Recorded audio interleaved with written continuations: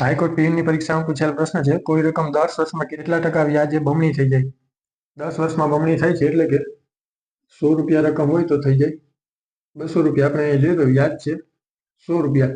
આ છે 10 વર્ષનું વ્યાજ. 10 વર્ષે 2 ગણી થાય છે એટલે આ છે 10 વર્ષનું વ્યાજ. તો 1 વર્ષનું વ્યાજ થયું 10 રૂપિયા. હવે 100 રૂપિયા રકમ હતી, દર વર્ષે 10-10 રૂપિયા વ્યાજ લાગે એટલે કે 100 રૂપિયા એ રૂપિયા ટકા બંને સમાન હોય એટલે આપણે કહી શકીએ કે રેટ હોય 10%.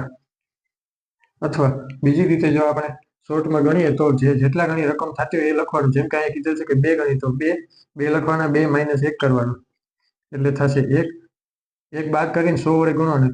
1 × 100 એટલે થશે 100. હવે જો વર્ષ આપેલા હોય તો વર્ષ વડે ભાગાકાર કરીએ એટલે ટકા મળી જાય. ટકા આપેલા હોય તો ટકા વડે ભાગાકાર કરીએ એટલે વર્ષ મળી જાય. 100 × 10 એટલે આપણને રેટ મળશે 10%.